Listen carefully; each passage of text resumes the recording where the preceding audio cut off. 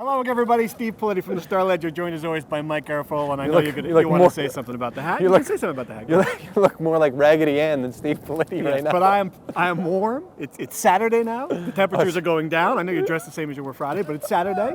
Temperatures are going down. It's getting cold. I'm prepared. I did shower before I put the same clothes back on, just so much you know. I'm prepared, and the Giants are prepared for the big game. I'm ready. You ready? All right, let's talk about this game. Let's preview this game. Yeah, well, I usually do my preview blog in the blog on Friday. But we're going to do it video style this week. And I got a hold of the coaches tape, okay, for the last time the Giants and Eagles played. I wish I had the coaches tape for every game. But I'm impressed you worked hard enough to get that. I put a special order in. I had to wait for it to come from somewhere else in the league because those are the only guys who can get it. And it came FedExed, and I got it on Thursday. And I looked at it. I'm telling you that there were 6 or 7 plays, that they were a block or a cutback or a guy carrying out the correct assignment away from winning this game. I mean, plays that really could have changed it. And there was a run to the left side where, there was a combo block by David Deal and Rich Seubert, and Deal didn't get off just quick enough. Stuart Bradley came up, and he cut Jacobs off and was able to make the tackle. And there were just little examples. Can't you say that about most games, though? I mean, that's going to be the margin when two teams are easy. Yes. It's going to be 6 or 7 plays. But in this game, there was a lot of them, and they were close to not only, 15-yard games. That play I just talked about, that would have been a touchdown. And the one that I'll point out here, you can read them because it's going to be in the paper on Sunday. It'll be on the site. You can see them all broken down.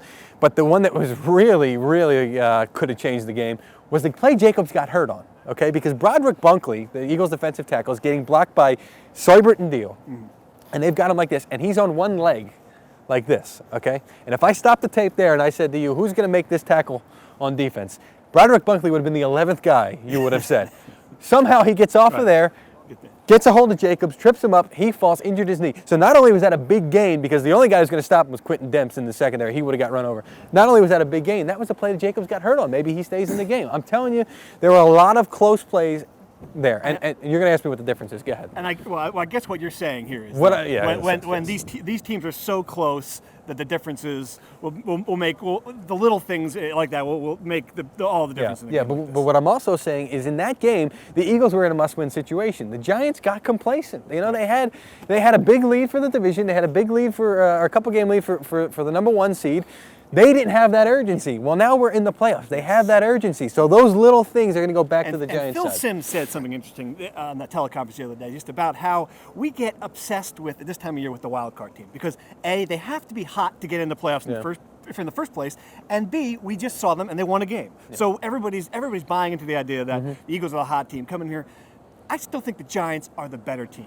And they're better on the offensive line. They're better on the defensive line. They have the better running game. I think they're going to come out and win this game, and it's not going to be close as you think. I'm going to pick a score of like 24-13. This is the kind of game that their defense will come in, dominate, make turnovers. Eli will be just good enough. They'll rush for 170, 180 yards. We're on to the next round. What do you think? Everybody is talking about how this is a close game.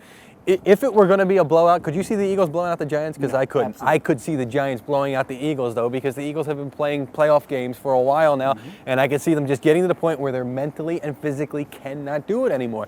And again, I go back to those little things that could have been big plays.